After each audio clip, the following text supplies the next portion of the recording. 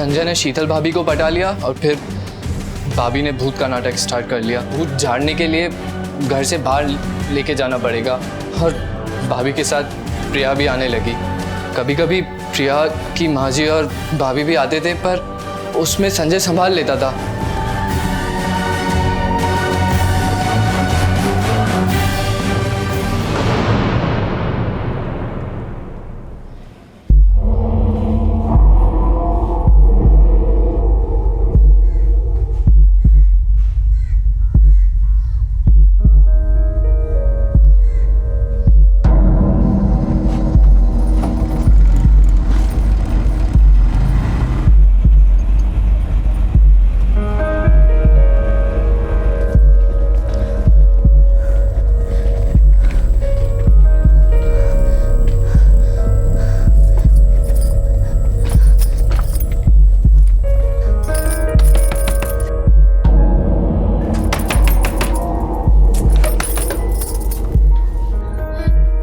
इसे तुम ही रख लो, हमें नहीं चाहिए ये। हम कैसे रख ले इसको?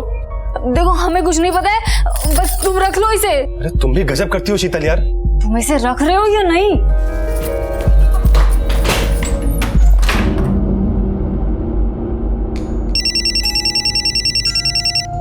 हाँ जीवन, तुमने रिक्शा स्टैंड पे देखा? दीदी सभी जगह देख चुके हैं पर वो कहीं मिल ही नहीं रहे। आपके कहने के मुताबिक हमने तो रेलवे रेस्ट रूम से लेकर रेलवे पुलिस स्टेशन तक भी छान मारा, लेकिन उर्मिला और गुड्डू का कहीं पता ही नहीं चल रहा है। ट्रेन को आके 5 घंटे हो चुके हैं। हम तो घर भी जाकर वापस देख कर आए।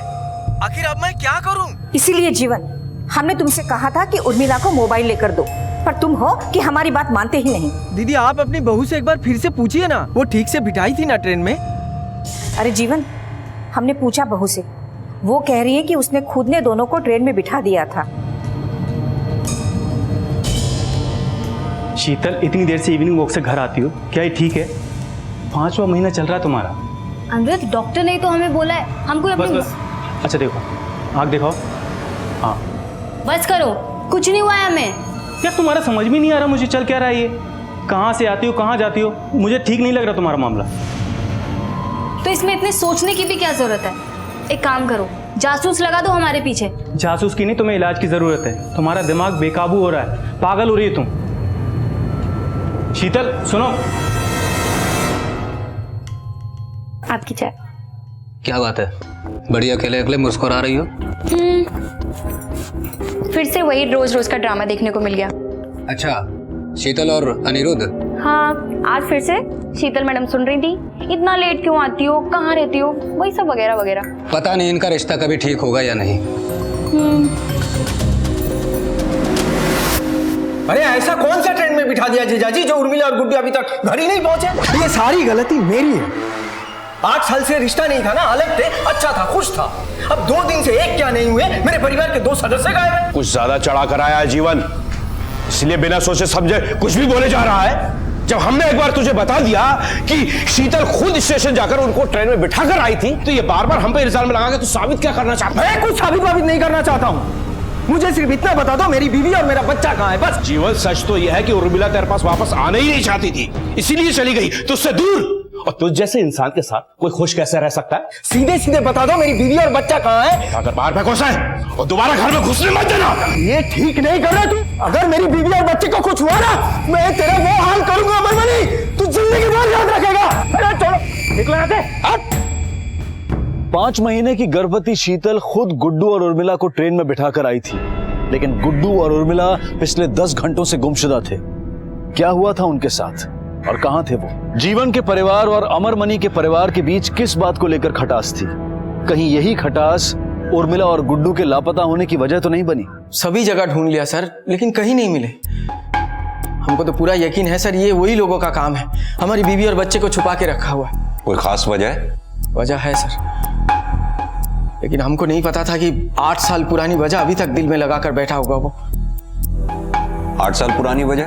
बाबूजी मरने से पहले निर्मला दीदी के नाम 4 बीघा जमीन की थी और बाकी पूरी प्रॉपर्टी मेरे नाम। लेकिन वो जीजा अमरमणि का कहना था कि ये पूरी प्रॉपर्टी हमारी और निर्मला दीदी के बीच आधे आधे हो, लेकिन हमने साफ मना कर दिया। और इसी वाद विवाद की वजह से 8 साल तक हमारे बीच कोई रिश्ता नहीं था। अब जब धीरे धीरे मामला शांत होने लगा तो निर्मला दीदी ने ही प्लान बनाया कि हमारे बीवी और बच्चे कुछ दिन के लिए वहां घुमाए।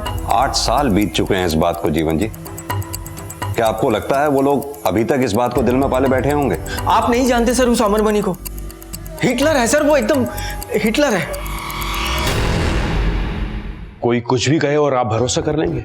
पुलिस की वर्दी है आप पर, काफी जिम्मेदारी भरा काम है। जी हाँ, काफी जिम्मेदारी भरा काम है और फिलहाल हमारी जिम्मेदारी है उर्मिला और गुड्डू को ढूंढना। उम्मीद है कि इस जिम्मेदारी को निभाने में आप हमारा साथ देंगे। सर, हम खुद उर्मिला मामी और गुड्डू को सुल्तानपुर जंक्शन से वरुणा एक्सप्रेस की बोगी नंबर B2 में बिठाकर आए थे और हमें अच्छी तरह से याद है कि ट्रेन हमारे सामने ही खुली थी। बहू ले जाओ। तो हो गई आपकी पड़ताल इंस्पेक्टर साहब। निर्मला, बताओ तो इंस्पेक्टर साहब को कि उर्मिला ने क्या कहा था परसों तुमसे रसोई में? वो परसों रसोई में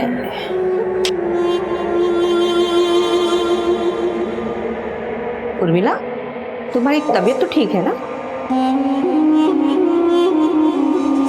कुछ ठीक नहीं चल रहा है दीदी। जीवन के पास जाने का मन ही नहीं करता है। पर क्यों उर्मिला? तुम दोनों का इतने सालों का साथ है और तुम दोनों एक दूसरे को इतना चाहते भी हो। चाहते हैं नहीं दीदी, चाहते थे। अब हमारी चाहते बदल गई हैं। अब वो बात नहीं है। और मुझे जो प्यार चाहिए, कम से कम जीवन तो मुझे वो प्यार कभी नहीं दे पाएगा। ऐसा भी हो सकता है कि उर्मिला अपनी मर्जी से किसी और के पास चली गई हो। निर्मला के बयान से इस केस का रुख बदल गया। जहां जीवन को शक था कि उसकी पत्नी और उसके बच्चे के गायब होने के पीछे अमरमणि और बाकी के घर वालों का हाथ था, वहीं निर्मला का कहना था कि जीवन और उर्मिला की बनती नहीं थी। आखिर सच क्या था? कहां थे उर्मिला और गुड्डू? जीवन जी, ये देखिए, ये है पैसेंजर चेकलिस्ट जो हमें उस ट्रेन के टीसी ने दी थी। 26-27 सीट नंबर के आगे टिक मार्क लगा हुआ है, यानी वो दोनों उस दिन ट्रेन में चढ़े थे।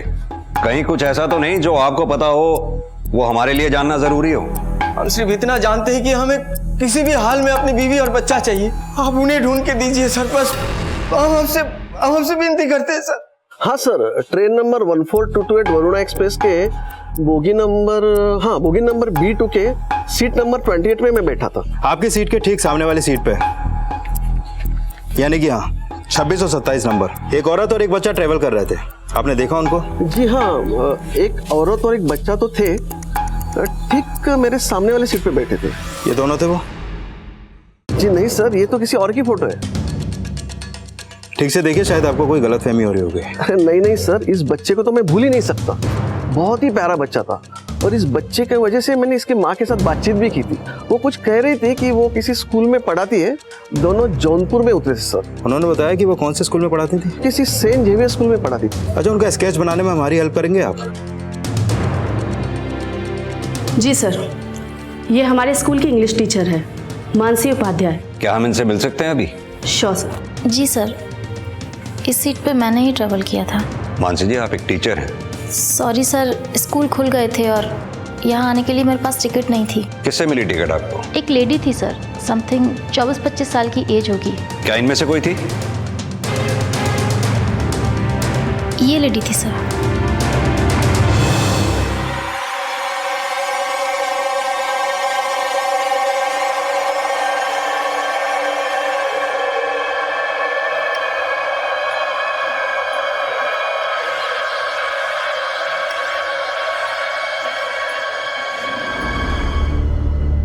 गणेश, वो शीतल के घर फोन लगा। बाबूजी नहीं लग रहा, नॉट रीचेबल बता रहा। अनिरुद्ध, तू फटाफट वो उसका माइक खींचा, हो सकता है वो वहां पर हो। पर पापा वो वहां क्यों जाएगी? अरे तुझको देख के आने में क्या है, हो सकता है वहां हो। चल जल्दी जा। ठीक है, मैं जाता हूं। राजवीर, ये शीतल का एजेंडा क्या हो सकता है इन सबके पीछे? एक 5-6 महीने की प्रेग्नेंट लेडी का एक औरत और 10 साल के बच्चे को गायब करना पॉसिबल नहीं है। जरूर इस प्लान में कोई और भी था उसके साथ। सर, एक और अजीब बात है, जब उर्मिला इनके घर गई तो शायद पहली बार उर्मिला और शीतल की मुलाकात हुई होगी, क्योंकि पिछले 8 सालों से दोनों परिवारों के बीच में कोई भी बातचीत नहीं थी और शीतल को भी इस घर में आए हुए ज्यादा टाइम नहीं हुआ सर। कहीं ऐसा तो नहीं उर्मिला घर में आई और उर्मिला के हाथ शीतल का कोई गहरा राज लग गया हो जिससे शीतल को खतरा हो? हाँ सर, एक ऐसा राज जिसमें नुकसान सिर्फ शीतल को ही नहीं, उसके साथ साथ किसी और को भी था। इसलिए इस नुकसान से बचने के लिए उन्होंने उर्मिला को ही गायब कर दिया। या हो सकता है सर इस गुनाह के पीछे पूरा का पूरा परिवार हो। हाँ हो सकता है, लेकिन एक बात और है, उर्मिला और गुड्डू तो गायब हैं ही, उनका लगेज भी तो होगा, उसको कहाँ ठिकाने लगाया होगा इन्होंने। जो भी हो, ये शीतल नाम की कड़ी तो हमारे हाथ लगी चुकी है, अब इस कड़ी को पकड़ के हमें बाकी कड़ियां जोड़नी है। पापा पापा पता नहीं शीतल के जहनुम में चली गई, मायके में भी नहीं है वो। अमरमणि जी, आपके घर की तलाश है और शीतल का अरेस्ट वारंट है हमारे पास। कहाँ है शीतल? इंस्पेक्टर साहब, शीतल काफी वक्त से घर वापस नहीं लौटी है, सारे घर वाले उसको ढूंढ रहे हैं। अच्छा होगा घर की तलाशी लेने के बजाय आप हमारी बहू को तलाशें। हिदायतें काफी देते हैं आप, एक हिदायत हमारी भी है, अगर कुछ गलत हो रहा है तो उसे जल्द से जल्द ठीक कर लीजिए, क्योंकि अगर हमें उर्मिला और गुड्डू का पता नहीं चला तो शायद आप दोबारा हिदायत देने के लिए यहाँ रहे ही ना। सर, बैकयार्ड में कुछ मिला है। आओ।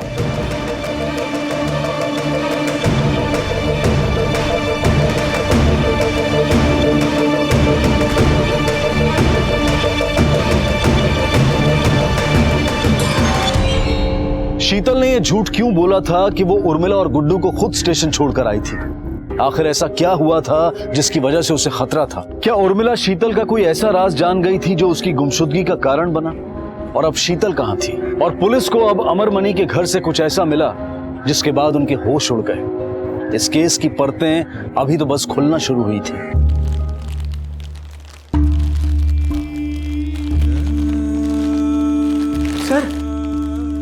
सर ये तो हमारे बेटे गुड्डू का बैग है। सर ये जला हुआ क्यों है सर?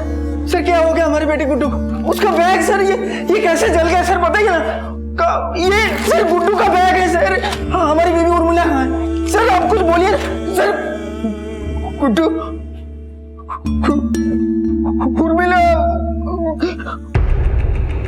ये शीतल और उर्मिला के बीच क्या प्रॉब्लम थी? सर हमें कुछ नहीं पता, हमें तो यही समझ में नहीं आ रहा है कि शीतल ने हम सबसे झूठ क्यों बोला कि वो उर्मिला मामी को ट्रेन में बिठा के आई थी। गुड्डू और उर्मिला दोनों लापता है। दो लोगों को एक प्रेग्नेंट औरत अकेले तो गायब नहीं कर सकती। और कौन कौन शामिल है इस कांड में? हम में से भला कोई ऐसा क्यों करेगा? और अगर हमें करना ही होता तो हम 8 साल पहले नहीं करते।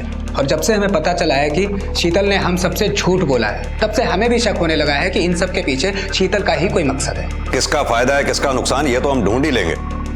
फिलहाल आपको एक हिदायत है, सच उगल दीजिए। इंस्पेक्टर साहब, मैं जो कुछ भी करता हूँ डंके की चोट पर करता हूँ, कायर नहीं हूं मैं। हाँ, मुझे उर्मिला और जीवन पर गुस्सा जरूर है, पर इतना भी नहीं कि एक बच्चे और उसकी माँ को मार डालूं। सर, शीतल भाभी कुछ दिनों से डरी डरी सी रह रही थी। हमें लगा कि शायद प्रेगनेंसी में ऐसा होता होगा, लेकिन हमें नहीं पता था कि इन सब चीजों में वो शामिल होंगी। और घर में कौन कौन है जो इन दिनों डरा डरा सा लग रहा है? तुम तो घर में ही रहती हो, जानती हो, समझती हो। तुम्हें तो जरूर पता होगा कि उर्मिला के साथ क्या हुआ और शीतल कहाँ है। हमें कुछ नहीं पता कि उर्मिला मामी के साथ क्या हुआ, और ना ही ये कि शीतल कहाँ पर है। अगर हमें कुछ भी पता होता तो हम सबसे पहले आपको बताते। और वैसे भी हमारे घर में ऐसा कोई क्यों करेगा? सर, एक मिनट। शास्त्री नगर के पास एक औरत की लाश मिली है।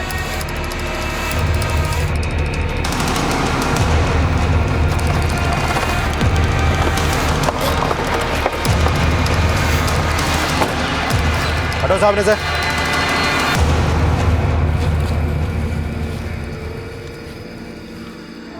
बॉडी को पोस्टमार्टम के लिए भेजो।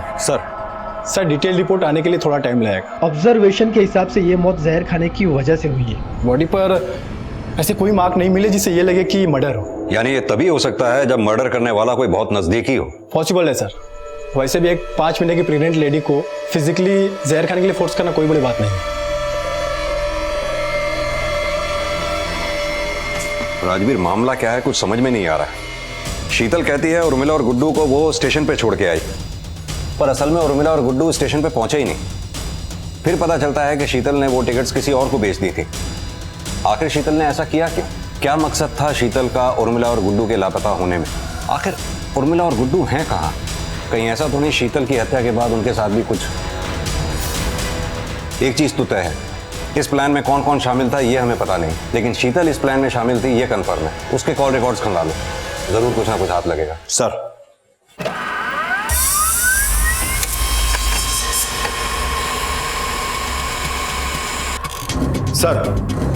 शीतल के कॉल रिकॉर्ड डिटेल से एक सरप्राइजिंग बात सामने आई है। एक ऐसा नंबर है जैसे शीतल की रेगुलर बात होती थी। किसका नंबर है? संजय शुक्ला, पंडित है। इन लोगों के इलाके के लगभग सारी घरों में यही पूजा करता था। यहाँ तक कि अमरमणि के घर में भी। तो उसका इन सबसे क्या कनेक्शन? कनेक्शन यह है सर कि शीतल का इस पंडित से कुछ ज्यादा ही लेना देना था। ये देखिए सर, कॉल रिकॉर्ड डिटेल्स पिछले 3-4 महीनों में फ्रिक्वेंट कॉल्स हैं। अब जाहिर सी बात है, इतने कॉल करके कोई गायत्री मंत्र तो सुनाता नहीं होगा। उठा लाओ पंडित जी को।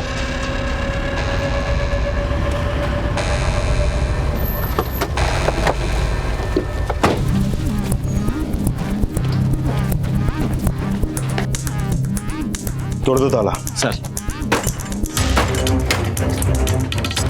पूरा घर छान मारो। सर।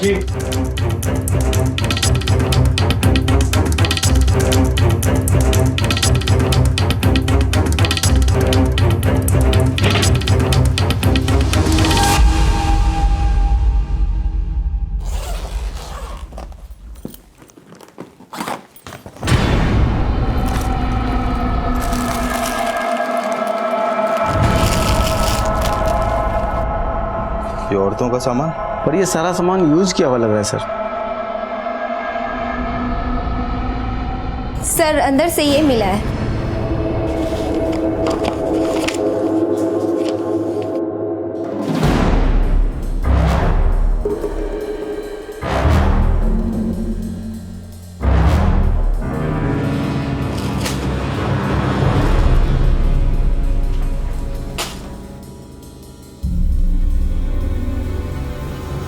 ये माजरा क्या है? शीतल और इसके बीच में इतने सारे कॉल्स और गिफ्ट के लेन देन भी।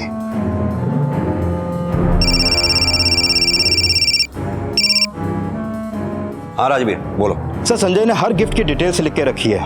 पंडित आदमी है, ज्यादा से ज्यादा कितना कमा लेता होगा? 7-8 हजार। इसका बैंक अकाउंट चेक करूं? कोई फायदा नहीं। हो सकता है इसके नाम पे कोई बैंक अकाउंट हो ही ना।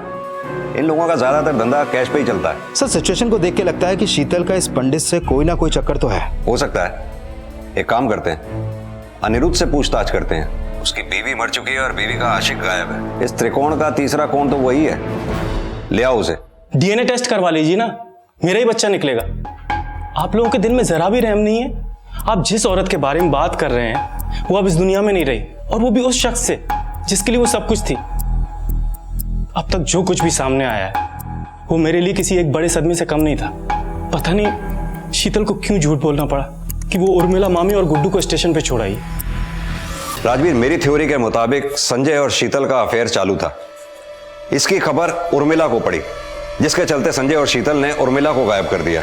इसी दौरान अनिरुद्ध को अपनी बीवी शीतल की कारगुजारियों का पता चलता है और शीतल का मर्डर अनिरुद्ध के हाथों हो जाता है। अगर मेरी थ्योरी करेक्ट है तो हम इस केस को सॉल्व करने में सिर्फ एक कदम दूर हैं। इस केस को सुलझाने का हमारा आखिरी कदम क्या होगा? इस केस की शुरुआत हुई थी अनिरुद्ध के घर से। इस केस में ट्विस्ट भी आया अनिरुद्ध के घर से, जब हमें उर्मिला का जला हुआ बैग मिला था। और मुझे पूरा यकीन है इस कहानी का दी एंड भी अनिरुद्ध के घर पे ही छुपा है। इस केस में पुलिस को अब तक यह समझ में नहीं आ रहा था कि गुड्डू और उर्मिला कहां हैं। शीतल ने सबसे झूठ क्यों बोला? शीतल के संजय के साथ कैसे रिश्ते थे? कहीं ऐसा तो नहीं था कि अनिरुद्ध को इन दोनों के बारे में कुछ पता चला हो?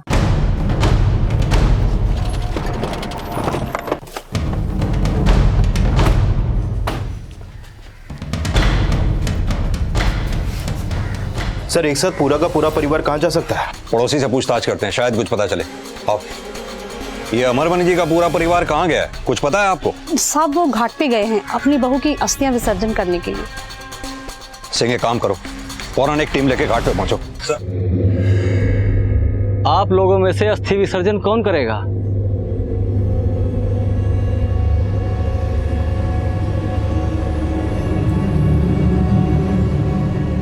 नहीं, हम उसकी अस्थियों को हाथ भी नहीं लगाने वाले।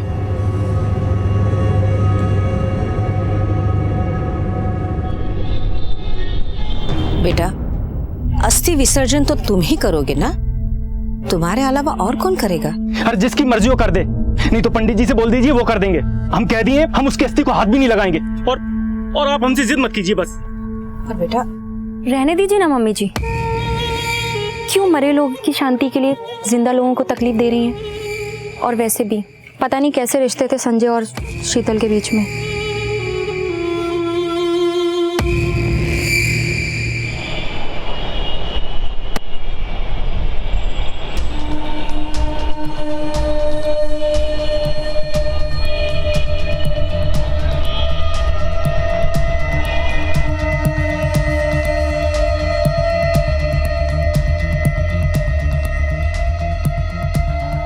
ये लोग तो कब के यहाँ से चले गए साहब।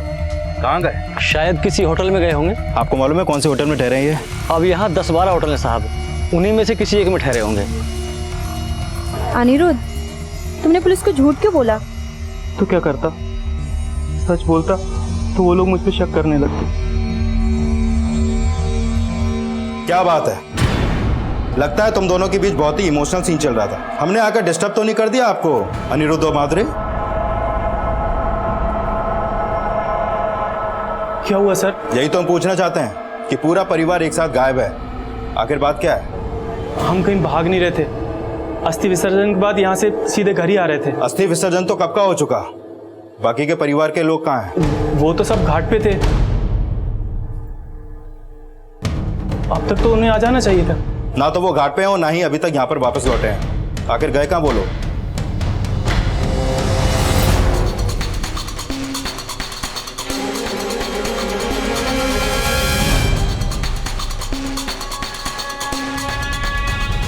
सर, एक नाविक से पता चला है कि बाकी के परिवार वाले बोट से नदी की सैर पर निकले थे।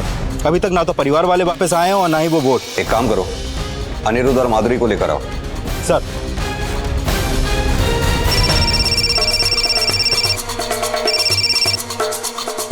हेलो, लेकर आओ उसे।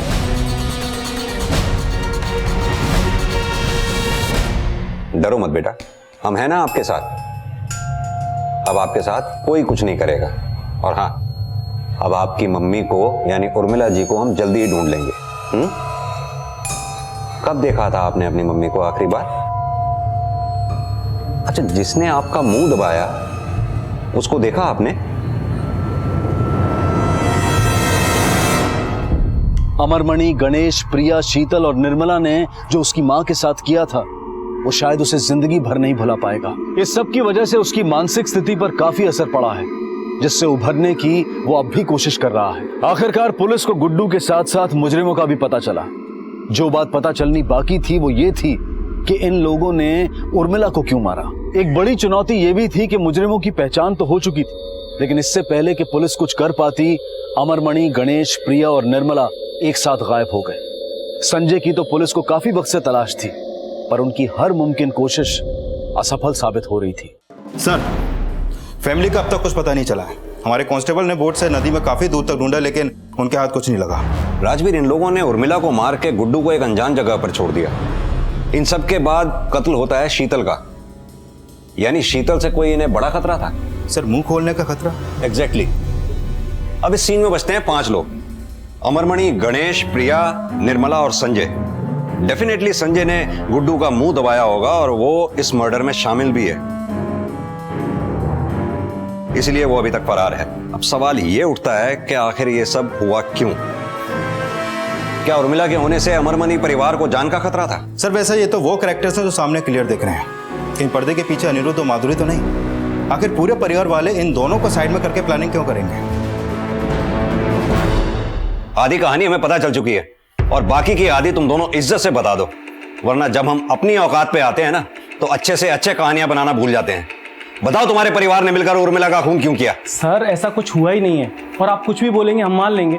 आप जिस कहानी की बात कर रहे हैं उसमें कोई सच्चाई नहीं है, वो सिर्फ एक कहानी है। हमारे पास गवाह भी हैं और सबूत भी कि तुम्हारे परिवार ने मिलकर उर्मिला का खून किया है। पहले शीतल झूठ बोल रही थी, फिर पूरा परिवार, अब तुम दोनों सच सच बता दो, वरना तुम्हें पता है कि हम क्या करेंगे। सर, आपको दिखाई नहीं दे रहा? पहले शीतल गायब हुई, मैंने उसे खो दिया, अब मेरी पूरी फैमिली गायब है। सर, आप कुछ करते क्यों नहीं? मुझे तो डर है ये सब जो कोई भी कर रहा है कहीं वो मेरी पूरी फैमिली के साथ भी। सर, हम लोग सच कह रहे हैं, हमें कुछ नहीं पता। आप ही सोचिए, अगर हम दोनों को कुछ भी पता होता तो क्या हम आपके सामने इस तरह बैठे होते? राजवीर, ये केस जितना सुलझा हुआ दिखता है उतना उलझा हुआ भी है। समझ में नहीं आ रहा कि आखिर इन सब ने ये मर्डर किया क्यों, वजह क्या थी इसके पीछे? सर, मुझे अब तक ये समझ में नहीं आया कि इस शीतल का संजय के साथ गिफ्ट वाला चक्कर क्या है। जो एंगल हमें दिखाई दे रहा है, क्या वही सच है या उन गिफ्ट्स के पीछे कुछ ऐसा भी है जो हमें दिखाई नहीं दे रहा? इतने महंगे गिफ्ट्स, सारे यूज किए हुए, जिसको जरूर शीतल ने इस्तेमाल करके लौटा दिए होंगे, और ऊपर से इन गिफ्ट्स के रिकॉर्ड जो संजय ने खुद लिख के रखे थे। ये गिफ्ट्स जहां से खरीदे गए उन दुकानों को ट्रेस करो, महंगे गिफ्ट्स हैं, हो सकता है पेमेंट कैश में ना की गई हो। अगर संजय का खुद का कोई सोर्स ऑफ इनकम नहीं था तो उसने कहीं ना कहीं से कुछ ना कुछ तो जुगाड़ लगाया ही होगा। लोगों से पता करो क्या उन्होंने शीतल और संजय को एक साथ आते जाते देखा था, और पॉसिबल हो तो दुकानों के सीसीटीवी फुटेज चेक करो। सर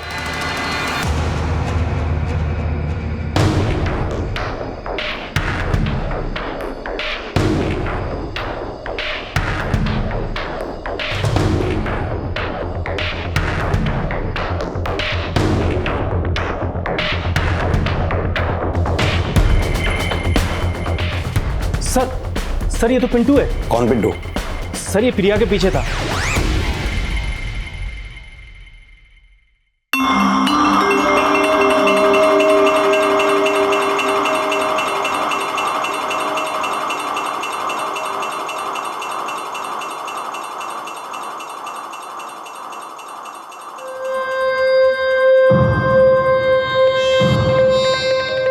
सर उन दोनों की लव स्टोरी धीरे धीरे आगे बढ़ रही थी और प्रिया ने एक बार भी नहीं सोचा कि इस लव स्टोरी का कोई मतलब ही नहीं है,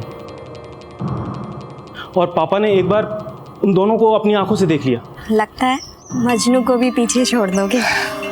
तुम हमारी लैला बन जाओ तो मजनू को क्या, मिक्का को भी पीछे छोड़ देंगे।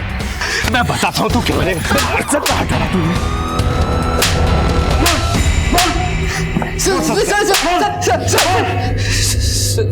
सर मैं बताता हूँ। बता।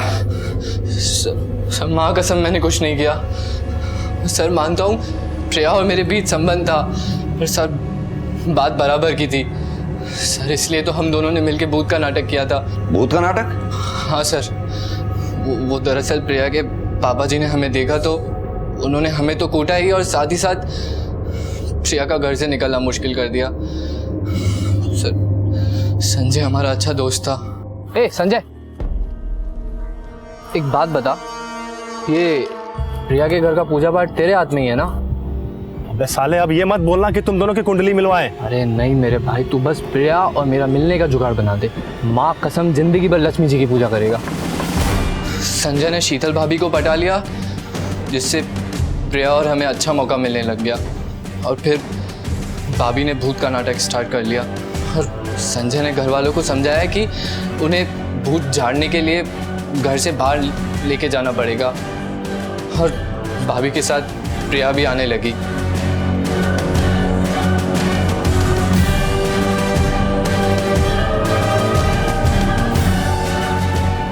कभी कभी प्रिया की माँ जी और भाभी भी आते थे, पर उसमें संजय संभाल लेता था।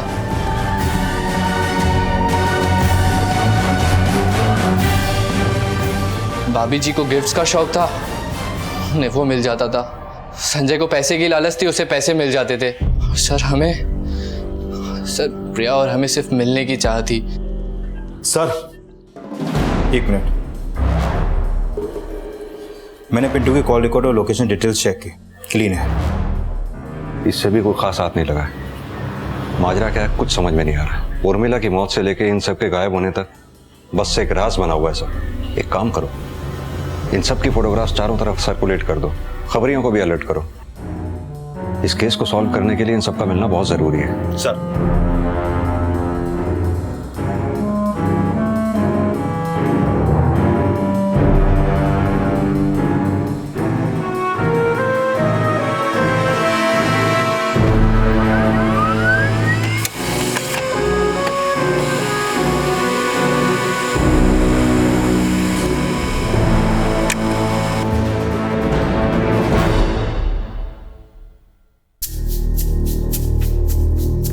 अनिरुद्ध, तुम कब तक ऐसे बैठे रहोगे? और फिर गणेश भी तो नहीं है ना। देखो, किसी के चले जाने से लाइफ नहीं रुक जाती। अच्छा छोड़ो, देखो मैं तुम्हारी पसंद का खाना लाई हूँ, सब कुछ तुम्हारी पसंद का बनाया। प्लीज खा लो, प्लीज। चलो मैं खिला देती हूँ।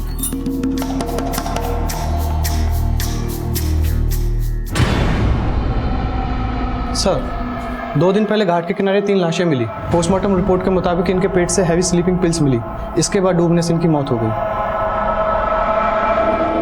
सर इन्वेस्टिगेशन के दौरान घाट के दूसरी तरफ हमें एक नाविक मिला, जिसने उसी दिन दूसरी तरफ एक लड़की के साथ एक आदमी को निकलते देखा, पर सर वो दोनों की शक्ल ठीक से नहीं देख पाया। मे बी वो दोनों अमरमणि और प्रिया ही हों, क्योंकि वही दोनों फरार हैं।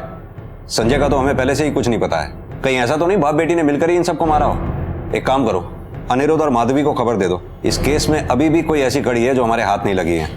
अब इस केस में पुलिस को 3 लोगों की तलाश थी, अमरमणि, प्रिया और संजय।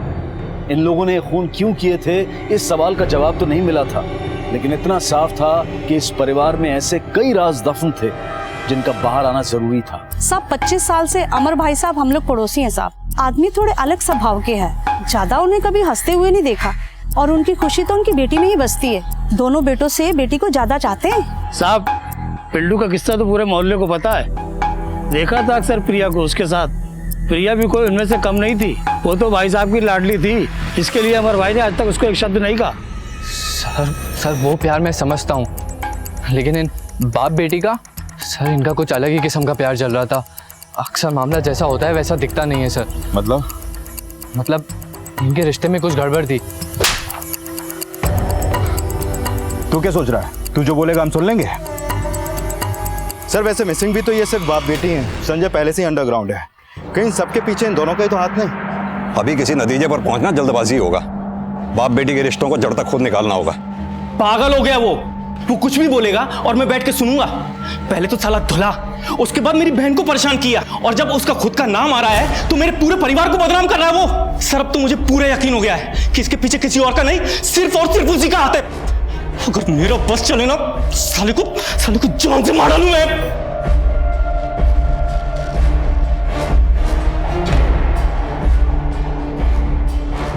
उस आदमी का क्या भरोसा सर, कुछ भी कर सकता है वो।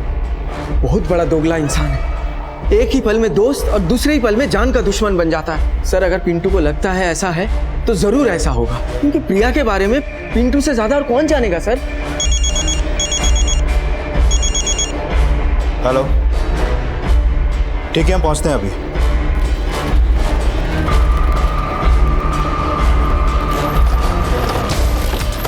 हटो सामने से, साइड। मौत को अभी 24 घंटे भी पूरे नहीं हुए सर। विक्टिम ने मरने से पहले अपने आप को बचाने की ज्यादा कोशिश नहीं की। इसका गला किसी दुपट्टे या गमछे जैसी चीज से घोटा गया है। राजवीर, ये पिंटू, अनिरुद्ध और माधुरी, इन सबको चेक करो। संजय की तलाश और तेज कर दो। आसपास की स्टेट्स में कोऑर्डिनेट करो, खासतौर से मंदिरों में, क्योंकि संजय को अपनी जिंदगी गुजारने के लिए कुछ ना कुछ काम तो करना ही पड़ेगा। ये अनिरुद्ध और माधुरी से भी कुछ अच्छे संकेत नहीं मिल रहे हैं, इनको भी अच्छी तरह से खंगालो। सारे एंगल्स को दोबारा से क्रॉस चेक करो, कहीं ना कहीं कुछ ना कुछ मिसिंग जरूर है। सर ये अनिरुद्ध और माधुरी तो बचपन के दोस्त निकले, स्कूल कॉलेज सब साथ में हुआ है इन लोगों का। कहीं ऐसा तो नहीं इन दोनों के बीच ही एक चिंगारी हो जिसकी वजह से बाकी के परिवार वाले जल गए? नहीं सर, अब जो खबर मैं आपको देने वाला हूँ वो इससे भी ज्यादा चौंका देने वाली है।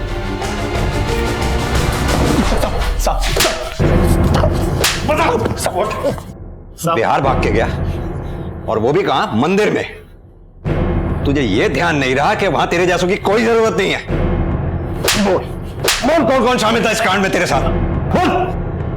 बोल कौन कौन शामिल था इस कांड में तेरे साथ? मानता हूं कि मैं उर्मिला मामी और शीतल को मारने में मैं था, लेकिन साहब उसके अलावा मैंने किसी को नहीं मारा, भगवान कसम। ये सब उस पिंटू और प्रिया का किया धरा है। साहब प्रिया ने हमको बोला था कि वो घाट पे जाके परिवार का पूरा खेल खत्म कर देगी। अरे पगला गए थे वो लोग। उसने हमसे भी कहा, लेकिन हमने मना कर दिया।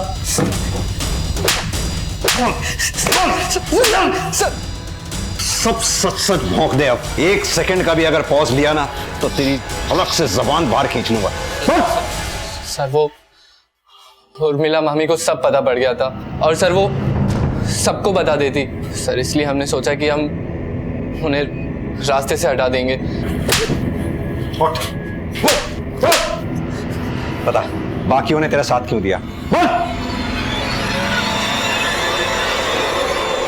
साहब वो शीतल पे तो भूत आने का नाटक चल ही रहा था, लेकिन एक दिन जब उर्मिला मामी को सब पता चल गया तब। मामी जी, ये जो कुछ भी हो रहा है वो हमारे घर का निजी मामला। आप इससे दूर रहे तो ही बेहतर होगा। सबको पता चलेगा तो तुम्हारे पापा की इज्जत क्या रह जाएगी?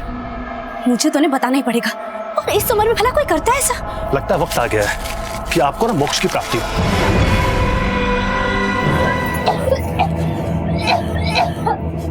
ये क्या खिला दिया तुमने मामी जी को? भूत का धतुरा। अब जोर जोर से चिल्लाओ वरना भूत हमारे सर पे नाचेगा।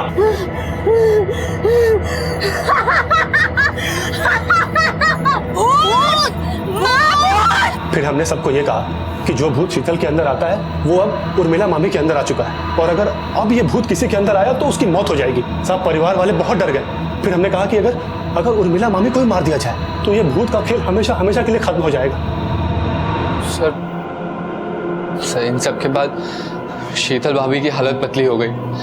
सर वो कभी भी किसी को जाके सब बता सकती थी, इसलिए हमें तो लाशें 3 मिली थी, गणेश, निर्मला और नाविक की। तो फिर अमरमणि की लाश? सर सबको मारने के बाद प्रिया और मेरा प्लान था कि हम लापता हो जाएंगे। तो सर जैसे ही आपने हमको पकड़ा सर हमें डर लगा कि अगर आप प्रिया तक पहुंचे तो वो सारा इल्जाम हम पर ठोक देगी। जुर्म की रोशनी देखने में तो बड़ा मजा आता है पिंटू, लेकिन उसकी चकाचौंध मुजरिम को कब अंधा कर देती है उसे पता भी नहीं चलता। प्रिया ने तो तेरे प्यार में क्या क्या प्लान किए थे, और आखिर उसको मारा भी तो किसने? खुद उसी के प्यार ने। सही कहते हैं शायद लोग, जैसी करनी वैसी भरनी। और तू तो धर्म का ज्ञानी था, लालच ने तेरे ज्ञान पे भी पर्दा डाल दिया, या तू इनके साथ हो लिया? अब देना प्रवचन अपने कुकर्मों का सलाखों के पीछे।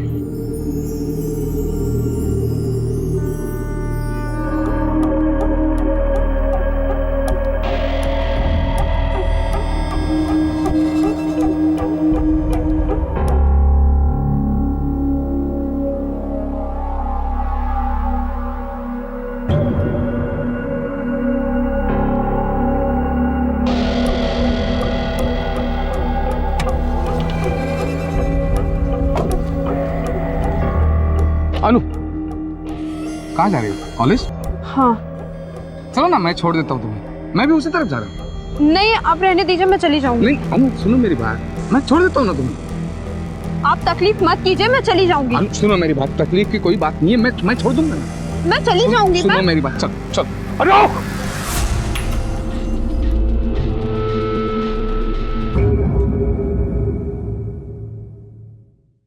अनु, उतरो गाड़ी से, उतरो मत जाओ। अनु गाड़ी में उतरो। अनु उतर जाओ गाड़ी से। अनु गाड़ी से उतरो। अनु प्रिया आप ऐसे क्यों चिल्ला रहे हैं? रमेश ने अनु को किडनैप कर लिया।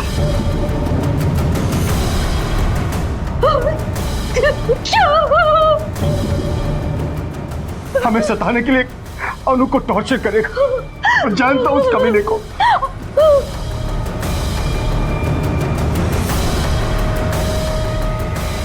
Hello police.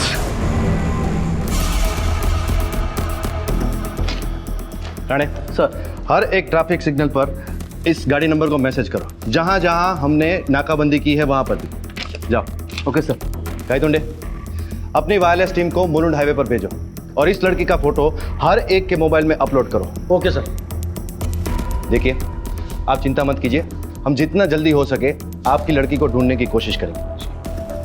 मोरे, उस मोबाइल नंबर को ट्रेस करो। अगर फोन स्विच ऑफ नहीं हुआ है तो हमारे लिए 1 ही घंटा काफी है लड़की को ढूंढने में।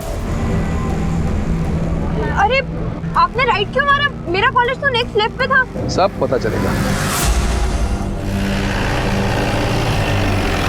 सर, रमेश मेरा छोटा भाई है। बाबा ने अपनी प्रॉपर्टी के 2 हिस्से करके हम दोनों भाइयों में बांट दी थी, पर सर रमेश ने अपना सारा पैसा, सारी प्रॉपर्टी बिजनेस के नए नए तरीके आजमाने में फूंक डाली। सर वो जबरदस्ती मेरी फैक्ट्री हथियाना चाहता है। सर आई एम श्योर कि रमेश ने अनु को किडनैप भी इसीलिए किया है ताकि वो हम पर दबाव बना सके, हम लोग डर जाएं और फैक्ट्री उसे दे दें। रमेश आपका सगा भाई? हाँ।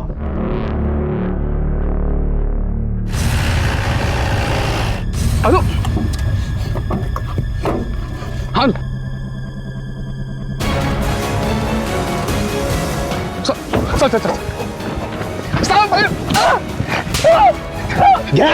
साहब मैंने कुछ नहीं किया साहब। मैडम, गाड़ी रोको दिला। साहब मत मारो साहब। साहब मत मारो साहब, मैंने कुछ नहीं किया साहब। वो प्रवीण झूठ बोल रहा है साहब, मैंने अनु को किडनैप नहीं किया। आप चाहे तो अनु से पूछ लो ना। काका सच बोल रहे हैं, उन्होंने मुझे किडनैप नहीं किया था, मैं खुद अपनी मर्जी से उनके साथ गई थी। आप प्लीज काका को छोड़ दीजिए। वेरी जाली इसका तू। बाबा प्लीज, मला बोलू दिया। सर प्लीज उनको छोड़ दीजिए। आपको चाहिए तो मैं आपको राइटिंग में लिख के देती हूँ कि मैं खुद उनके साथ गई थी।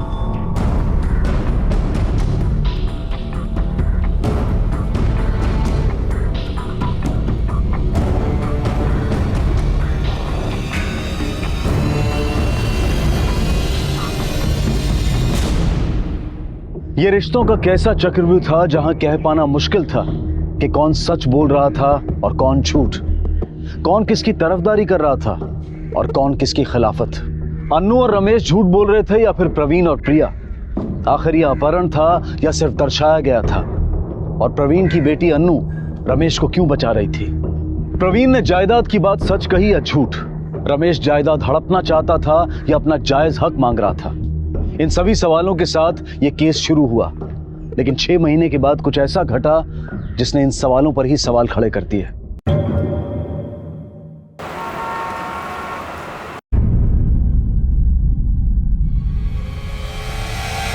अनु, अनु,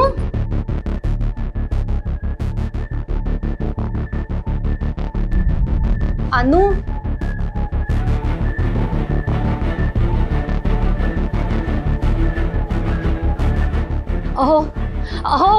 अहो एकता का काय झालं? सुबह सुबह क्या चिल्ला रही हो? अनु अपने कमरे में नहीं है। अरे तो जिम गई होगी। जिम बैग उसके कमरे में ही है। फिर कहाँ चली गई? जरा बाहर देखो तो, बाहर तो नहीं गई?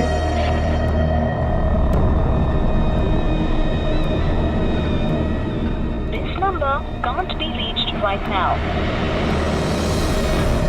अनु, अनु,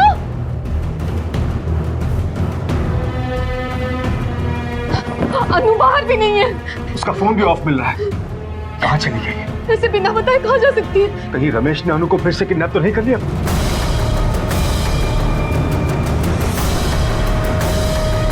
हेलो पुलिस,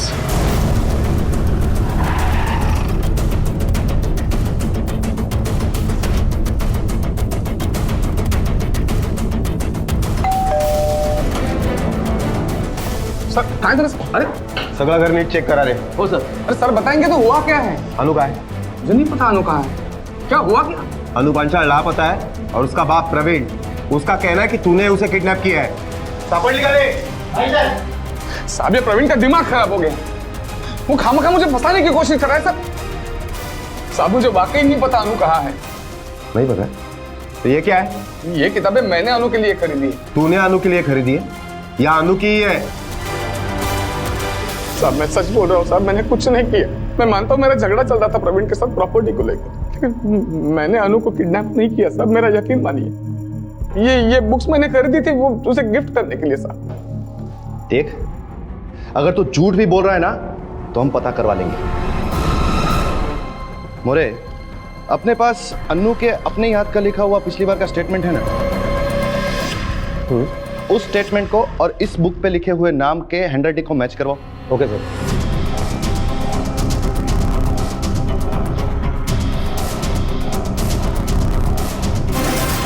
ये अन्नू की हैंडराइटिंग है, बिना उस तक पहुंचे उसकी हैंडराइटिंग इस पर कैसे आई? बोल।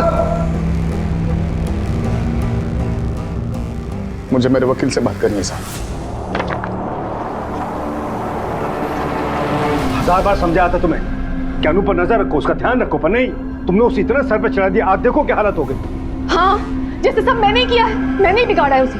अरे बच्चे की जिम्मेदारी सिर्फ माँ की ही नहीं, बाप की भी होती है।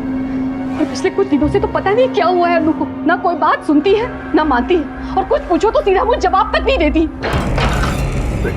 तूने क्या सोचा हाँ? कि तुम मेरे ऊपर झूठे केस डाल के मुझे बार बार अंदर करवाओगे, फिर मैं जेल में सड़ता रहूंगा और पूरी जायदाद तुम अकेले खा जाओगे। खा जाएगा मतलब? ये मेरा हिस्सा है, अब मैं तुझे उसमें से चवन्नी भी नहीं दूंगा। तूने अपनी सारी जायदाद, सारा पैसा अय्याश में उड़ा दिया, तो इसमें मेरी क्या गलती है? तो मैं भी देखता हूँ कि तुम मुझे फैक्ट्री में से आधा हिस्सा कैसे नहीं देते हो। बहुत हो गया प्यार वार का नाटक। अब देख, तू सोच भी नहीं पाएगा तेरे साथ मैं क्या करूंगा।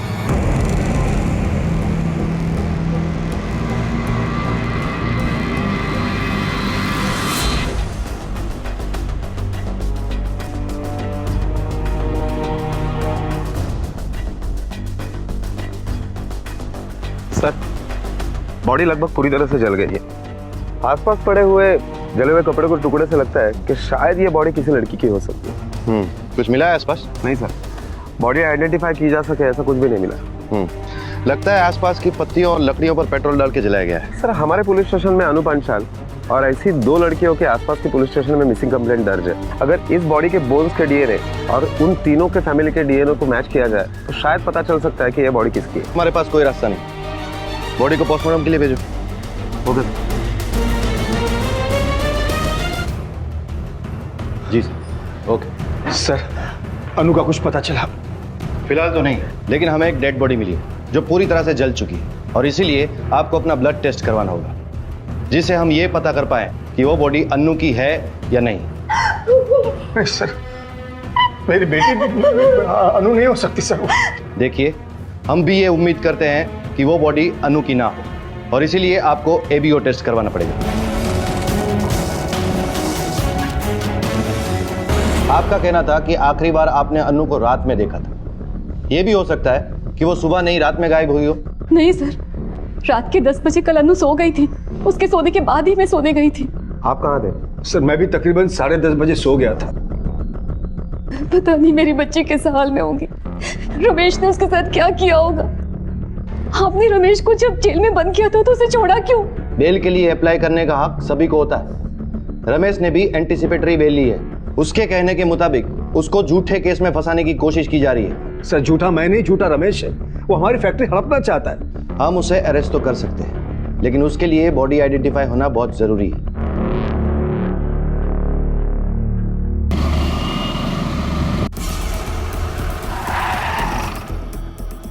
सर, पीएम रिपोर्ट के मुताबिक लड़की की उम्र लगभग 20 साल की है। जलने से नहीं बल्कि गला दबाने से उसकी मौत हुई है। जलाने के पहले उसकी मौत हो चुकी थी। एबीए रिपोर्ट के मुताबिक प्रिया का ब्लड सैंपल डेड बॉडी से मिले हुए सैंपल से मैच कर रहा है। इसका मतलब वो बॉडी 99% अनु पांचाल की है। सर, हमने मर्डर के वक्त रमेश पांचाल का मोबाइल लोकेशन ट्रेस किया। वो घर पर ही था। क्राइम स्पॉट पे उसके होने का कोई सबूत नहीं मिला। ये भी तो हो सकता है कि उसने हमें गुमराह करने के लिए अपना मोबाइल घर पे छोड़ दिया हो और ये काम किसी और से करवाया हो सकता है। सर, हमने अनु के भी मोबाइल का लास्ट लोकेशन चेक किया। घर से 10 किलोमीटर की दूरी पर अनु का मोबाइल ऑन तो था, लेकिन क्राइम स्पॉट पर पहुंचते पहुंचते शायद वो स्विच ऑफ हो गया। वो अनु के मोबाइल से कुछ पता चला? हाँ सर, अनु के मोबाइल के कॉन्टैक्ट लिस्ट में एक नंबर दिल नाम से सेव है। वो किसी अनिल सावंत के नाम से रजिस्टर्ड है। सर, ये अनिल सावंत और अनु के मोबाइल में काफी एसएमएस एक्सचेंज हुए, जिसमें से एक एसएमएस ऐसा है कि तुम सिर्फ मेरी हो, मैं तुम्हें किसी और की नहीं होने दूंगा, इस टाइप का है। ये अनिल सावंत का एड्रेस मिला है ना? हाँ सर। एक मिनट, ये अनिल सावंत का घर है? हो, बुलवा चला जरा। मुझे मालूम नहीं है कहाँ है वो। अभी तो उसका फोन भी बंद आ रहा है साहब। वो सुबह जब घर आया था। अरे अनिल, किधर था रे तू? अरे आज तेरा जन्मदिन है। अरे ये क्या झालं रे बाबा? ये कैसे जला है? अरे अनिल बोल ना, ये कैसे हुआ है? चल मैं तेरी दवाई लेकर आती हूँ। उसका हाथ थोड़ा जला हुआ था, फिर मैं उसके लिए खाना लेने के लिए अंदर गई, तब तक वो जा चुका था साहब। साहब, कुछ हुआ है क्या? नहीं, कुछ नहीं हुआ है। अगर अनिल वापस आता है तो मुझे इस नंबर पर फोन करना। अच्छा, आपके पास अनिल की कोई फोटो है? जी साहब, है।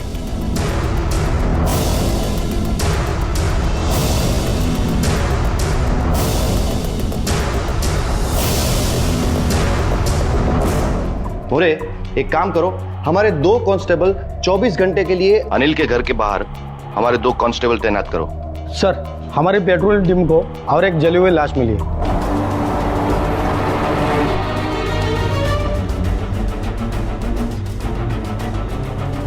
सर, यहाँ पे किसी ने ये बॉडी जलाई है। पेट्रोलिंग के समय हमारी टीम की नज़र जब इस बॉडी पे पड़ी सर, तब फौरन ही आग बुझा दी सर।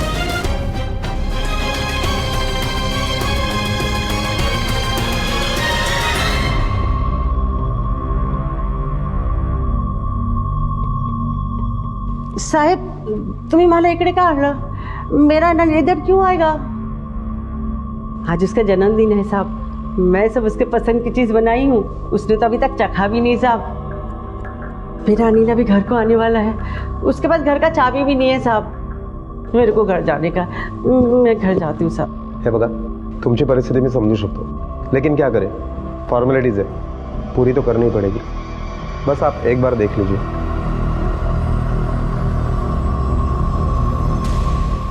अनिल! किसने मारा होगा आपके बेटे को? वही आदमी साहब कुछ दिन पहले मेरे घर पे आया था धमकी देने को। अनिल, अनिल बाहर निकल तू। किधर है अनिल? अरे कौन है आप? चुप, आज तेरी आश्वी का भूत उतार के रहूंगा। अरे रुको, अनिल, अरे रुको, अंदर मत जाओ। बाहर निकल। अरे रुको। अनिल कहाँ है? अनिल, अरे बाहर आओ। अनिल कहाँ है? अनिल घर पर नहीं है। क्या हुआ है? कुछ किया है क्या मेरे अनिल ने? मेरी बेटी को प्यार के नाम पे पागल बना रहा है। क्या ये वही आदमी था जो आपके घर पर आकर अनिल को मारने की धमकी देके गया? नहीं साहब, ये नहीं है, वो कोई दूसरा आदमी था। तो फिर और कौन हो सकता है जो अन्नू को अपनी बेटी बता रहा है? ये केस कुछ इस तरह था जहां जुर्म की रफ्तार और मोड़ समझ के बाहर थे। अन्नू का अपहरण होता है। मैं चली जाऊंगी। सुनो मेरी बात, चल चल। अरे और शक जाता है रमेश पर। सर, आई एम श्योर कि रमेश ने अनु को किडनैप भी इसीलिए किया है ताकि वो हम पर दबाव बना सके। पुलिस रमेश को अरेस्ट करती है, लेकिन अन्नू केस वापस ले लेती है। उन्होंने मुझे किडनैप नहीं किया था, मैं खुद अपनी मर्जी से उनके साथ गई थी। आप प्लीज काका को छोड़ दीजिए। और 6 महीने के बाद अन्नू का कत्ल होता है और तभी एक और नाम जुड़ता है अनिल सावंत का। परिस्थितियां उसे संदिग्ध बनाती हैं, लेकिन उसका कत्ल उसे इल्जाम से बरी करता है। कहीं अनिल का कातिल घर पर धमकी देने वाला वो शख्स ही तो नहीं था जो अपने आप को अन्नू का पिता बता रहा था। लेकिन तभी पुलिस को एक तरकीब सूझी। उन्होंने अनिल की मां को एक और तस्वीर दिखाई। हाँ साहब, इसी ने मेरे घर आकर अपनी बेटी के नाम से मेरे अनिल को जान से मारने की धमकी दी थी साहब। अनिल कहाँ है? अनिल कहाँ है? अनिल घर पे नहीं है। क्या हुआ? कुछ किया क्या अनिल ने? कुछ किया नहीं, बहुत कुछ किया है। हाँ, मेरी बेटी को प्यार के नाम पर पागल बनाएगा वो। एक बात बोल देना उसको, मेरी बेटी से दूर रहे। आइंदा मेरी बेटी के आसपास भी दिखा ना वो, तो सोच लेना इस दुनिया में दोबारा नहीं दिखेगा वो। चलो।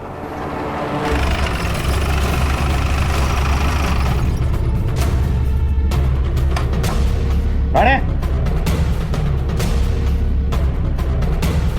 थोड़ा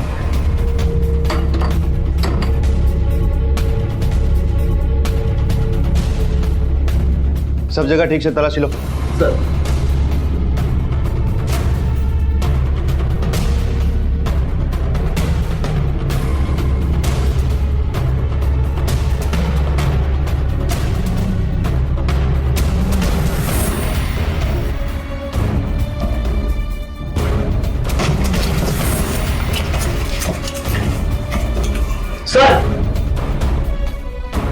सर, बहुत अजीब बात, अनु के माँ बाप की और रमेश की बिल्कुल नहीं जमती, फिर भी इस एल्बम में अनु की ही सारी फोटो है।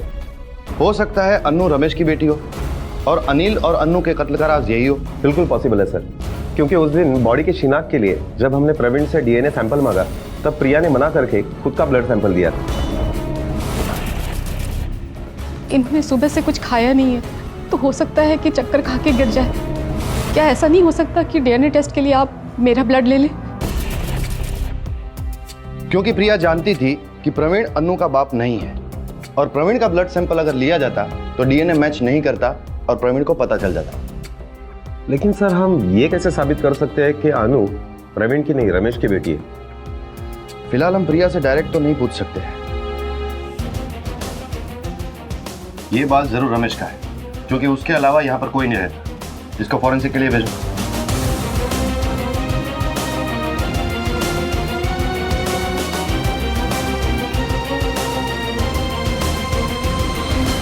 सर, ये रमेश का फोन अभी भी स्विच ऑफ आ रहा है। मोरे, सिविल में रमेश और प्रवीण के घर के सामने 24 घंटे अपने लोग लगा दो। Okay sir.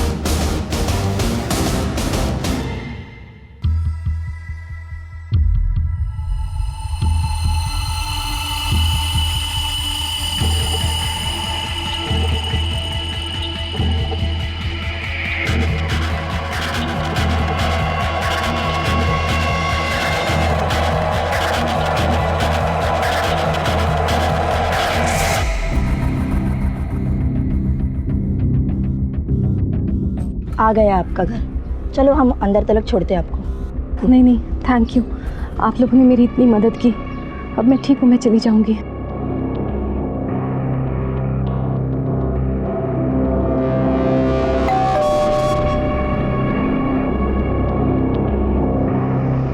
क्या हुआ? ये चोट कैसे लगी तुम्हें? किसने किया ये?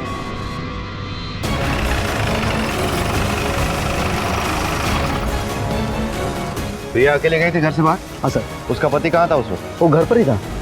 किसी ने पीछे से मुझ पर हमला किया, पर मैं देख नहीं पाई कि वो कौन था। सर मुझे पक्का यकीन है कि वो रमेश ही था। कल भी हमारे घर आया था और प्रिया को धमकी देकर गया है।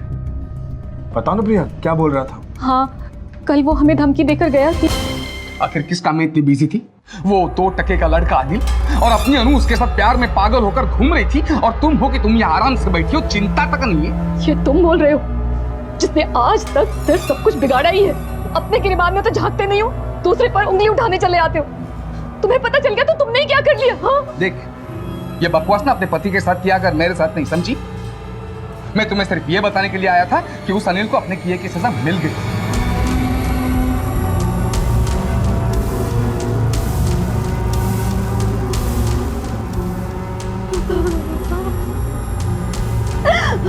देख, ये रोने धोने का नाटक बंद कर और चुपचाप प्रवीण से कह दे कि फैक्ट्री का हिस्सा मेरे नाम पे कर दे, वरना तुम्हें पता है मैं क्या कर सकता हूँ। वो हमारे परिवार के साथ कुछ भी बुरा करेगा।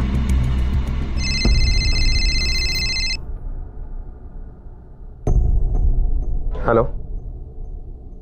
हाँ ठीक है सर।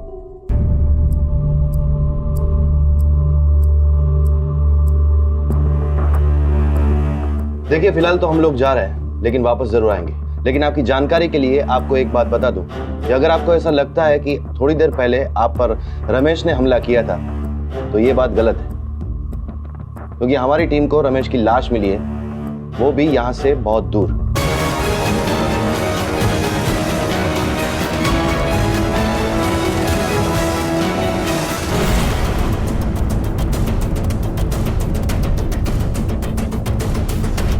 सर पेट से काफी खून बह गया है, काफी गहरा घाव है।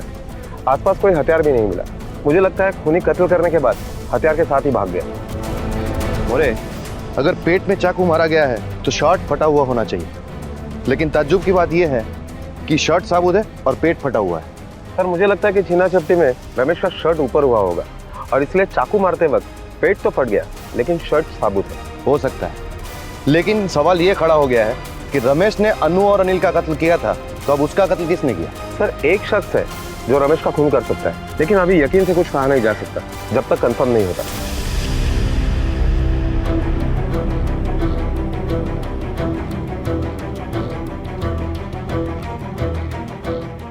क्या रे सुनील, जेल से कब बाहर आया? अरे साहब 2 दिन पहले ही छूट के आया हूं मैं। और आते ही क्राइम कर दिया, मार दिया रमेश को, क्योंकि तेरी माँ को यकीन था कि उसी ने अनिल को मारा था। साहब अनिल मेरा छोटा भाई था, बहुत प्यार करता था मैं उसको, बहुत रोया साहब जब पता चला किसी ने उसको मार दिया। इसके लिए किसी का जान तो नहीं ले सकता ना साहब। साहब अगर वो मुझे दिखता ना तो उसका थोबड़ा बिड़ा सब फोड़ डालता। अच्छा, मतलब वो तेरे सामने भी नहीं आया, फिर भी तूने उसे ढूंढा। चल मान लेते हैं, पिछले 2 दिन में तूने क्या किया, पूरा कच्चा चिट्ठा सुना। अब कोई ऐसे तो रिया होके नहीं आएगा ना, पेरोल पे छूट के आया हूँ। आप पेरोल ऑफिसर से पूछ लो ना किधर किधर गया, क्या क्या किया, वो सब पता चलेगा आपको। अच्छा, बहुत स्मार्ट बन गया है तू, पुलिस को कानून सिखाएगा। जब तक इसकी पूरी इंफॉर्मेशन नहीं आती, बिठा के रखो इसको इधर।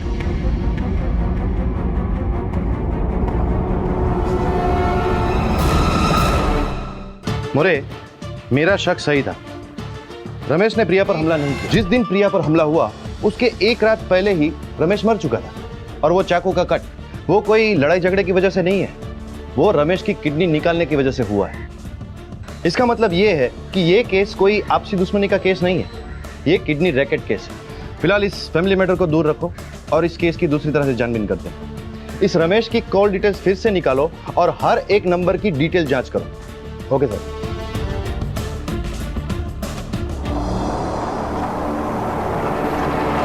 सर हमें रमेश के मोबाइल में और एक नंबर मिला है। यह नंबर किसी पिंकी पजनानी के नाम से रजिस्टर्ड है। हमें उसका एड्रेस भी मिल गया है। पता करो ये कौन है और रमेश से उसका क्या वास्ता था। Okay sir.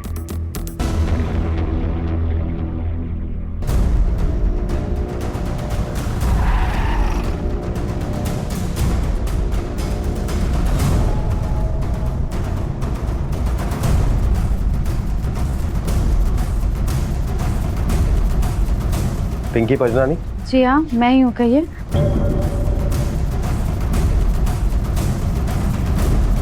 ये नंबर तुम्हारा ही है? जी नहीं, ये नंबर मेरा नहीं है। देखो, झूठ बोलने से फायदा नहीं है।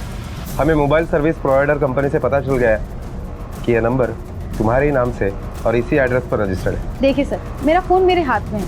अगर ये नंबर मेरा होगा तो मेरा फ़ोन बजेगा और आपको सच का पता चल जाएगा। आप फ़ोन लगा कर देख लीजिए।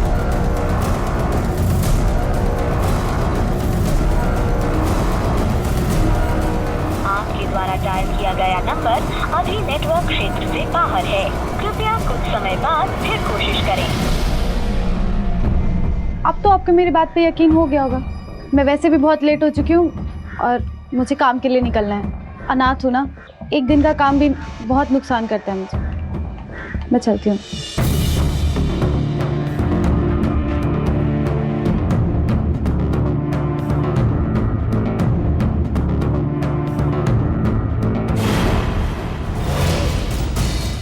इस नंबर का सिम तुम्हारी दुकान से खरीदा गया था ना?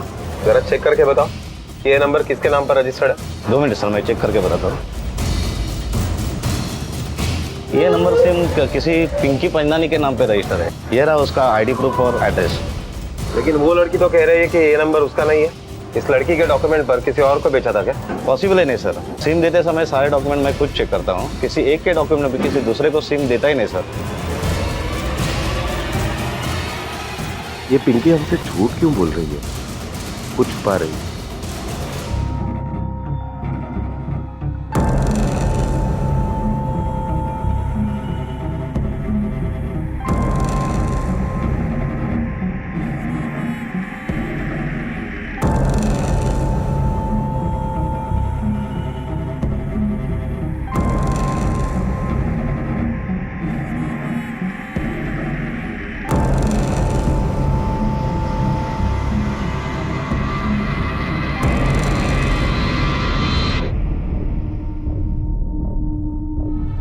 Good afternoon, madam.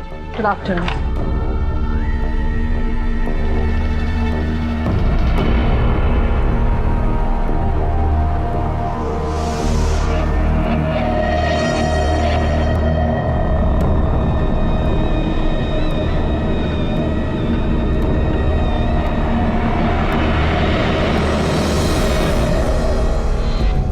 पिंकी नाम की सेल्स गर्ल है।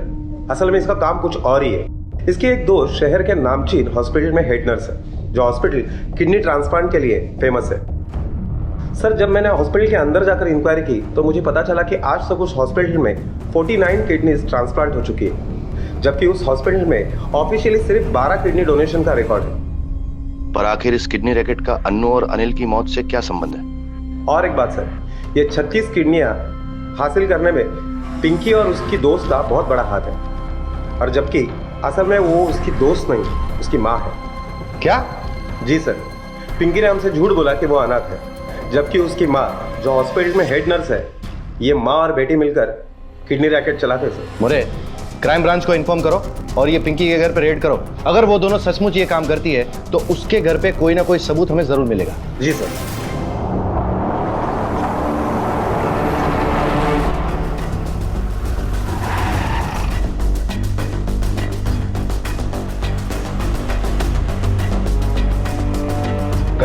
Yes sir. राउंड क्या हो गया?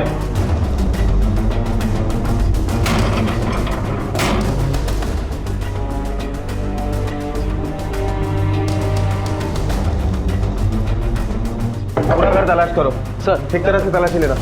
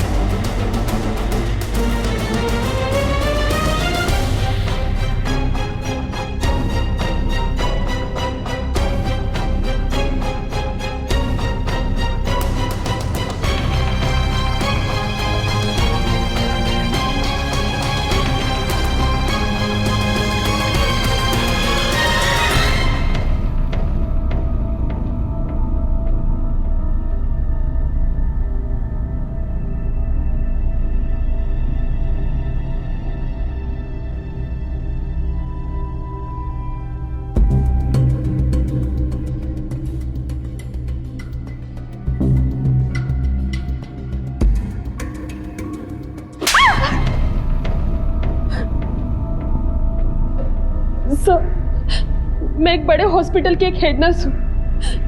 मेरे घर में आइस बॉक्स तो मेडिकल इक्विपमेंट्स तो होंगे ना। क्यों, घर पे बुला के सर्जरी करती है तू? और तू बता, वो आइस बॉक्स पे खून और मेडिकल इक्विपमेंट्स क्या कर रहे थे? क्या कर रहे थे घर पे? देखो, अच्छा होगा अगर बिना मलहम पट्टी के तुम लोग बोल दो, वरना वो हालत करेंगे ना कि सर्जरी के भी लायक नहीं बचोगी। बताती सब बताती। मैं सेल्स गर्ल बन के इसीलिए घूमती थी ताकि मैं अलग अलग लोगों को फंसा सकूं और पुलिस को भी मुझे पकड़ने में मुश्किल हो। जाहिर है ये काम तू अपने अलावा और किसी के लिए तो करती ही होगी। किसके कहने पे करती थी? ये सब मैं अपनी माँ के कहने पे करती थी। मैं सेल्स गर्ल बनकर लोगों के घरों में घुस जाती थी, फिर उन्हें किडनी के लिए फंसाती थी, उन्हें सिड्यूस करती थी। रमेश भी उन्हीं लोगों में से था। उस दिन मैं घर से निकले और रमेश के घर की डोरबेल बजाए। हेलो सर, सर आपसे 1 मिनट बात करनी थी। एक मिनट, लेकिन मुझे कुछ खरीदना नहीं है। Thank you. सर, 1 गिलास पानी मिलेगा?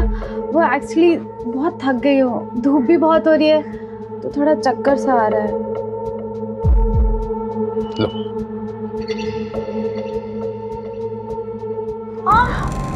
अरे क्या हुआ? अरे जब वो पूरी तरह मेरे जाल में फंस गया था तो मैं उसे शहर से दूर एक सुनसान जगह पर लेकर गई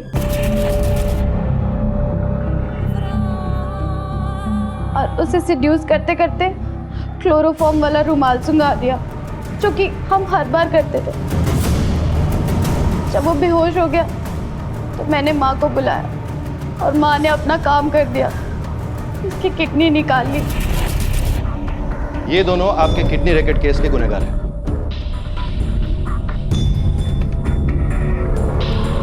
मुरे, ये तो हुआ किडनी रैकेट केस। अब आते हैं हमारे डबल मर्डर पे।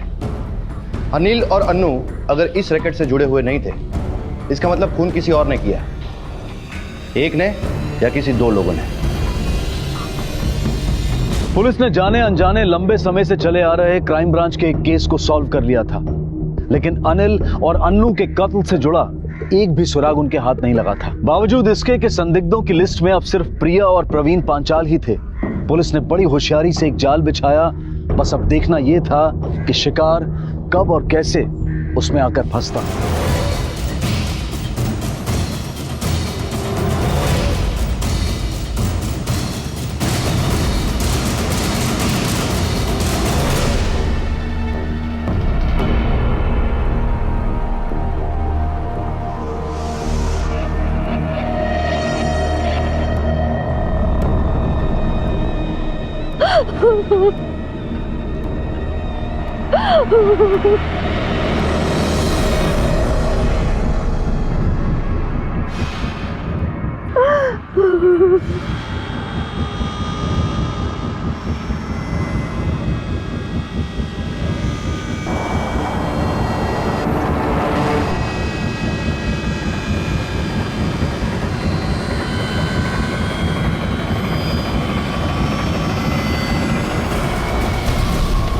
कुछ नहीं किया।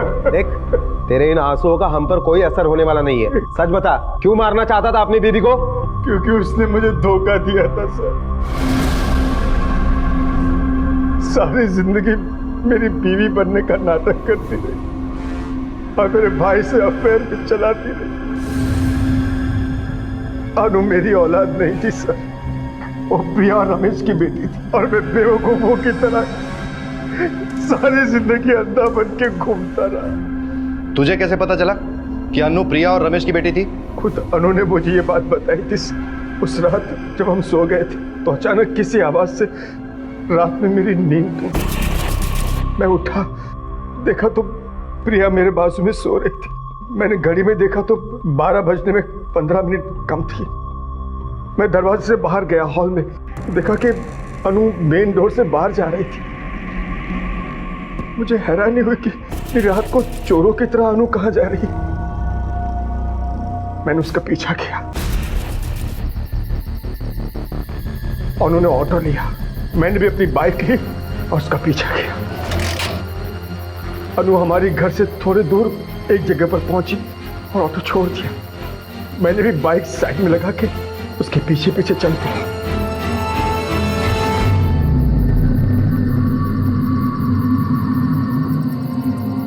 Happy birthday. अनु, अरे देखा 12 बजे विश किया है मैंने, इसलिए अब कोई चैलेंज मत देना मुझे। हाँ, लेकिन मैं तुमसे नाराज हूँ क्या? कि बर्थडे मेरा है और सुंदर तुम लग रही हो। मैं तो हमेशा ही सुंदर दिखती हूँ। प्यारी लड़की। अनु! अब पता चला क्यों माँ बाप से भड़की भी रहती, इस 2 टके की लड़की की वजह से। इस भिखारी ने तुझे हमारे खिलाफ भड़का के रखा। अंकल पागल हो गए आप? अपनी बेटी को ऐसे कौन मारता है? बेटी मेरी, मैं मारता हूँ, इससे तुझे क्या है? तो देख लिया मैंने आप अपनी बेटी के साथ क्या करते हो। देख लिया ना, अब जा यहाँ से। नहीं जाऊंगा। जाता है कि नहीं यहाँ से? नहीं जाऊंगा। देख, मारोगे तो नहीं जाऊंगा। दिमाग पर सर का मैं बोल देता हूँ मैं तुझे। पापा प्लीज, अनिल प्लीज। पर अनु वो तुम्हें मेरी कसम, प्लीज जाओ यहाँ से, जाओ प्लीज जाओ। आज के बाद दिखाना तो याद रखना। पापा प्लीज। बाप से ज्यादा तू इस लड़के की सगी हो गई, इतनी फिक्र? बाप की भी होती अगर आप मेरे बाप होते तो। इस लड़के की वजह से तू अब मुझे अपना बाप भी नहीं। उस 2 टके के लड़के की वजह से नहीं, बल्कि इसलिए क्योंकि मैं सच जानती हूँ। आप मेरे पिता नहीं, मेरे पिता रमेश काका हैं। उस दिन जब आपको लगा ना कि उन्होंने मुझे किडनैप किया है, वो किडनैपिंग नहीं थी, वो मुझे यही सच बताने के लिए लेके गए थे। और मैंने मम्मी से भी यही पूछा, उन्होंने भी मुझे यही बोला है कि आप मेरे पिता नहीं हैं। तो प्लीज ये पिता का हक जताना बंद कीजिए, वरना मैं और भी बदतमीज हो सकती हूँ। जब मुझे एहसास हुआ कि अनु मर गई है तो मुझे समझ नहीं आया कि मैं क्या करूं।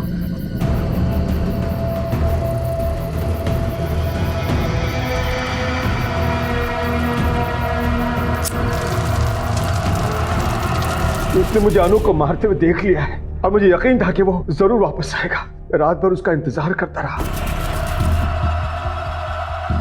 वो सुबह आया और अनु की राख के पास बैठकर रोने लगा।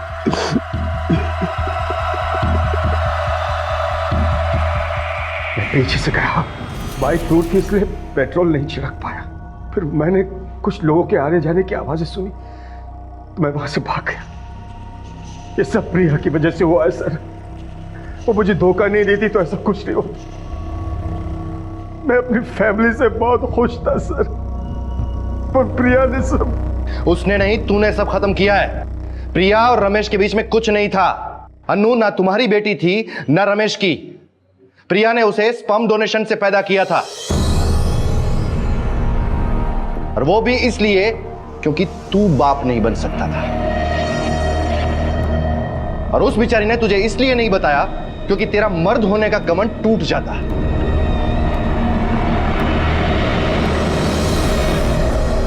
क्राइम पेट्रोल्स के और भी दिलचस्प कहानी देखने के लिए हमारे चैनल को सब्सक्राइब करें और बेल आइकॉन दबाना न भूलें।